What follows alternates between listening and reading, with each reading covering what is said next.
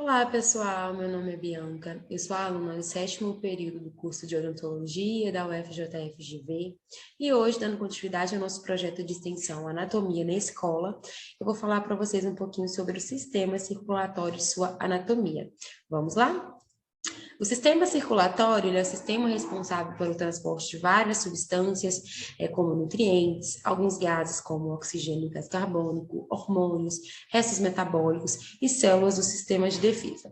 Além disso, esse sistema ele é dividido, ele é classificado em sistema linfático, aqui demonstrado em verde, é o sistema composto pelos vasos linfáticos e órgãos linfóides, e pelo sistema cardiovascular, que está aqui demonstrado em azul e vermelho, o sistema, então, composto pelo coração e os vasos sanguíneos. E eu vou falar um pouquinho para vocês sobre cada um deles.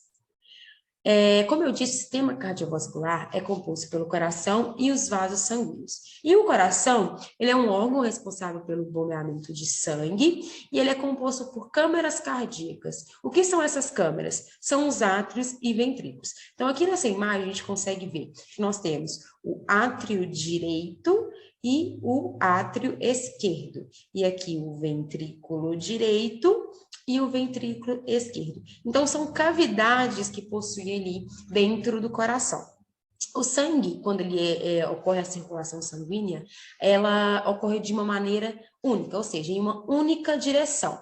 O sangue, quando ele está passando aqui, por exemplo, do átrio direito para o ventrículo direito, ele só faz esse movimento, entendeu? Do átrio direito para o ventrículo direito. Ele não retorna novamente ao átrio direito. Ele segue em uma circulação em sentido único. Então, entre esse átrio direito e o ventrículo direito, nós temos aqui uma válvula chamada de válvula tricúspide, que é essa que está demonstrada na figura. Essa válvula é importante porque durante a passagem de sangue, essa válvula está aberta.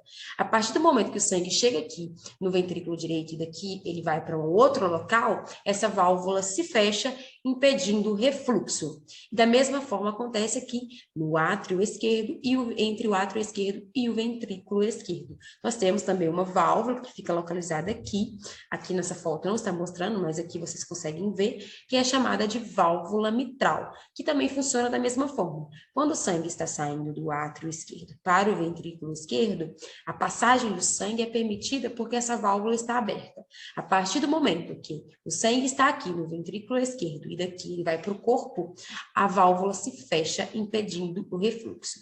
Nós temos também a válvula aórtica, que está aqui entre o ventrículo esquerdo e a artéria aorta, que está aqui mais ou menos demonstrada em vermelho, e nós temos a válvula pulmonar, que está entre o ventrículo direito e as artérias pulmonares, que eu vou mostrar para vocês direitinho como funciona quando eu for explicar a circulação sanguínea. Além disso, o coração ele tem 3 camadas. Nós temos uma camada mais externa, chamada de epicárdio, que aqui está em maior aumento, mais fácil de visualizar. Essa camadinha aqui fininha é o epicárdio. Nós temos o miocárdio, que é essa camada aqui média, né? É a camada que possui o músculo, né, cardíaco, é esse músculo que vai contrair e permitir o bombeamento de sangue. E o endocárdio, que é essa camada aqui mais interna. Então, nós temos o epicárdio, miocárdio e endocárdio. Agora, em relação aos vasos sanguíneos, os vasos sanguíneos, nós temos 2 grandes tipos de vasos sanguíneos. Eu quero que vocês entendam que nós temos as artérias e as veias. São nossos vasos de maior calibre. Qual é a função da artéria? O sangue, quando ele sai do coração, ele sempre vai sair por uma artéria. Então, toda vez que o sangue sai do coração, seja para o corpo, seja para o pulmão, porque ao contrário de que muitos pensam, o sangue ele não apenas sai do coração, vai para o corpo e volta para o coração, depois vai para o corpo de novo.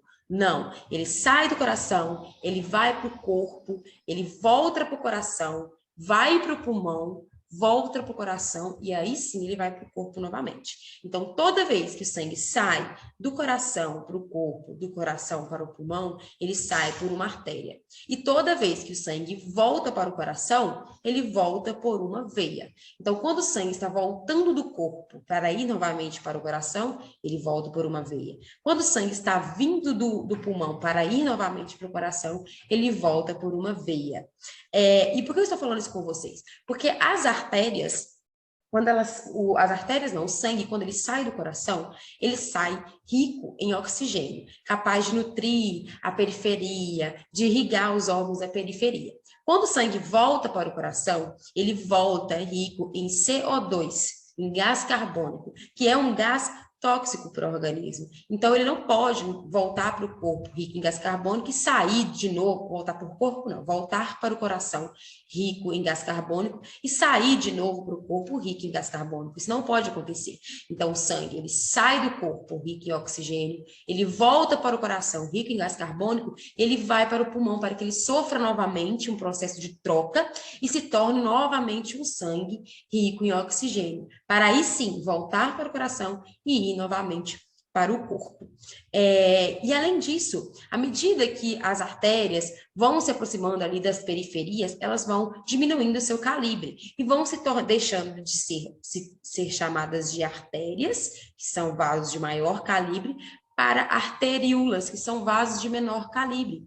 E elas vão se ramificando ainda mais, se tornando ainda menores e passam a se chamar capilares, que são vasos bem pequenos. Então, esses capilares estão ali, é importante porque eles conseguem levar oxigênio para todas as regiões, micro-regiões, e à medida que o sangue vai voltando, ele vai voltando, então, através desses capilares, esses capilares, que são vasos pequenos, vão se juntando e formando vênulas, que são uns vasos um pouquinho maior, para que essas vênulas se juntem e formem uma veia, que aí sim é o vaso que vai levar o sangue de volta para o coração, e é um vaso de maior calibre.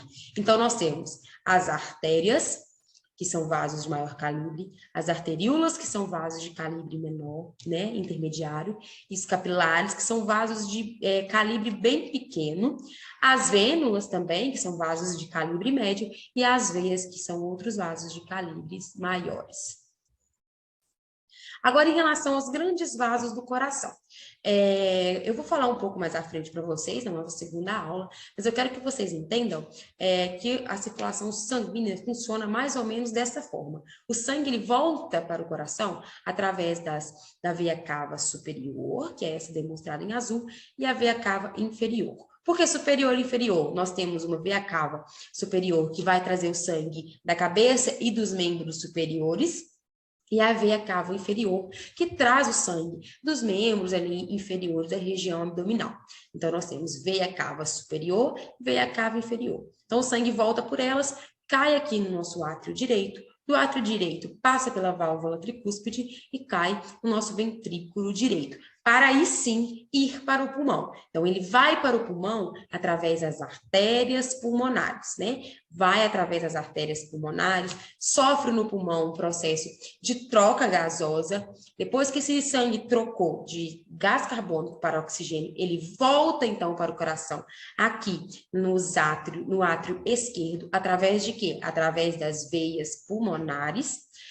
Do átrio esquerdo, o sangue passa pela válvula mitral, cai aqui no ventrículo esquerdo, para então ir para a artéria aorta, que é a maior artéria do nosso corpo.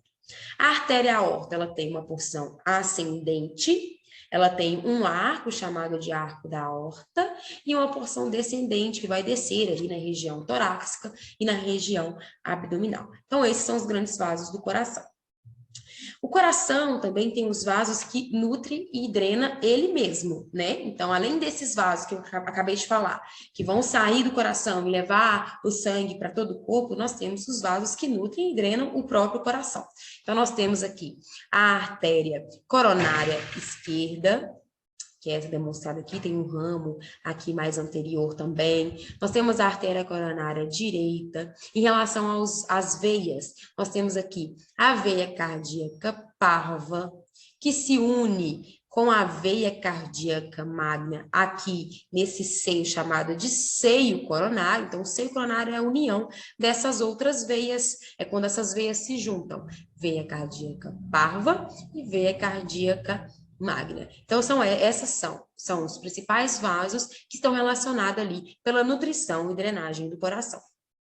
Agora eu vou falar um pouquinho para vocês sobre os vasos da cabeça e do pescoço. Como eu disse para vocês, nós temos lá, vamos começar pelas artérias, né? Nós temos a artéria aorta. Lembra que eu falei que ela tem uma parte ascendente, ela tem um arco e tem uma parte descendente. Então, aqui a gente consegue ver mais ou menos já só na parte do arco, né? Porque ali naquela parte do arco começa, então, a divisão dos vasos que vão para a cabeça e pescoço e membros superiores. Então, ali na artéria aorta, nós temos o arco, a primeira ramificação do arco, nós temos o tronco braquiocefálico, que é esse aqui em vermelho. Este tronco, ele vai se separar em duas outras artérias, formando a artéria carótida comum direita, que vai subir aqui para a região de cabeça e pescoço, vai se ramificar em artéria carótida externa, artéria carótida interna, e também nós temos uma outra parte da ramificação do tronco braquiocefálico, que é a artéria subclávia,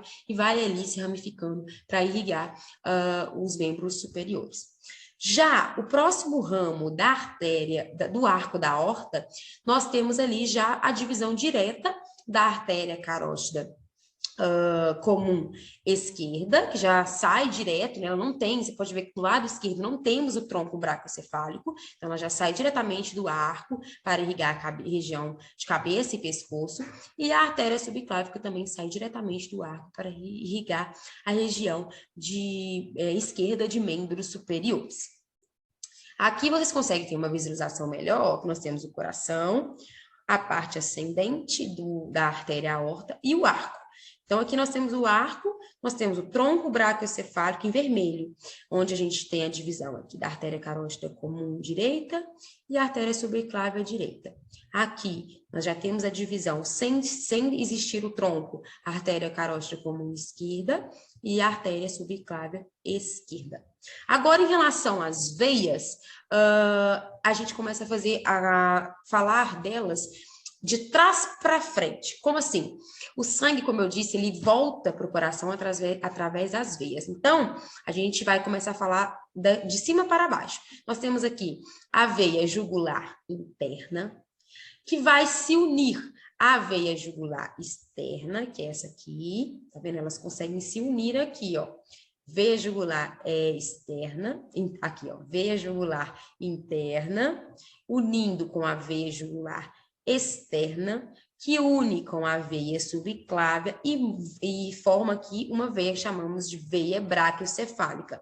Da mesma forma, do lado esquerdo, veia jugular interna, que se une com a veia jugular externa, se une aqui, para formar a veia braquiocefálica do lado esquerdo. E a veia braquiocefálica do lado direito, juntamente com a veia braquiocefálica do lado esquerdo, se une para formar a veia cava superior, que vai desembocar aqui na região do átrio direito. Então, esses são os vasos da cabeça e do pescoço. Agora, para vocês entenderem um pouco como funciona os vasos do membro superior, vocês viram que eu disse que as artérias, aqui, ó, no arco da aorta, tem o tronco braquiocefálico, ele vai se ramificar em artéria carótida comum, e aqui ela vai se ramificar em artéria subclávia direita. Essa artéria subclávia direita, ela vai se ramificando ali na região dos membros superiores. Ao passar aqui pela axila, ela passa a se chamar artéria axilar. Ela vai ali descendo na região do braço. Nós temos a artéria braquial, a artéria radial, a artéria ulnar, que vai seguir ali os nomes com os ossos que nós temos. Em relação às veias, as mesmas coisas. Temos em azul a veia ulnar, veia radial, que vai se unindo aqui juntamente com a veia basílica, veia braquial, tudo em azul, viu, gente? Veia cefálica, vai se unindo aqui, formando a veia axilar, vai se unindo mais, formando aqui a veia subclávia, que vai se unir juntamente com a jugular e formar aqui a veia braquiocefálica. E vai se unir com a veia braquiocefálica do lado esquerdo, da mesma forma, e desembocar aqui, formando a veia cava superior, que desemboca no átrio direito. Vasos do membro inferior. Então, voltamos novamente aqui na artéria aorta. Como eu disse, ela tem a parte ascendente, ela tem um arco e tem a parte descendente que desce aqui na região do tórax e na região abdominal. Então, aqui na imagem a gente consegue ver a parte dela, né, abdominal, a parte descendente dela, que fica ali na região de abdômen. Ela se ramifica em artéria ilíaca comum, direita, e artéria ilíaca comum esquerda, que se ramifica em artéria ilíaca comum externa e interna. A externa, ela vai se ramificando. Aqui nós temos um ligamento nessa região chamado de ligamento inguinal. Então, a partir do momento que essa artéria ilíaca passa por este ligamento inguinal, ela passa a se chamar de artéria femoral, que é essa aqui.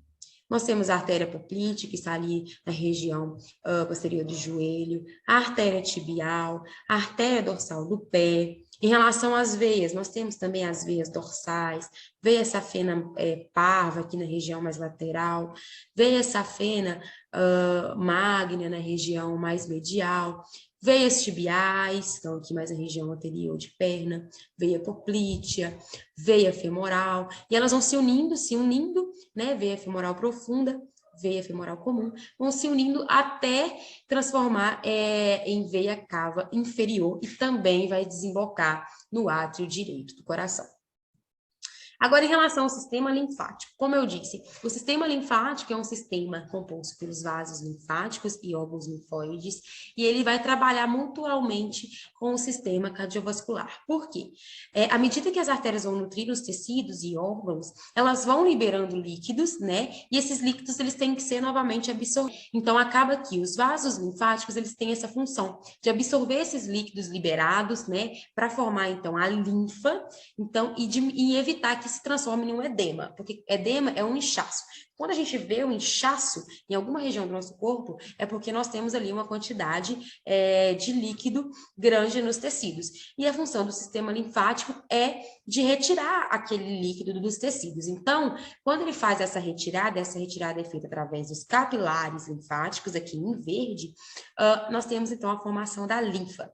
Além disso, esse sistema também é importante, porque ele trabalha em conjunto com o nosso sistema de defesa.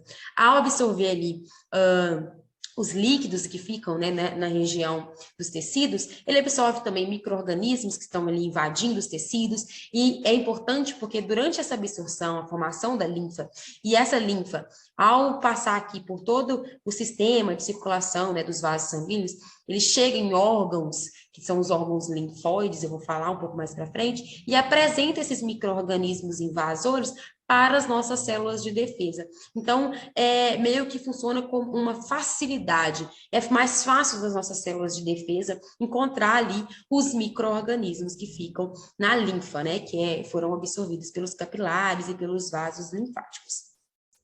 Então, os órgãos linfóides, nós temos os órgãos primários, órgãos linfóides primários, que é o timo e a medula óssea. Esses órgãos são responsáveis pela produção das nossas células de defesa, né? Nossos linfócitos, e os órgãos linfóides secundários, como as amígdalas, o baço, as placas de Peyer, apêndice, linfonodos, vasos linfáticos, tão importantes porque neles é que vai acontecer a apresentação, como eu disse, dos micro-organismos para as nossas células de defesa. E vai ajudar, então, que nossas células de defesa, que nosso sistema imune encontrem mais facilmente os micro-organismos invasores e combata essa invasão.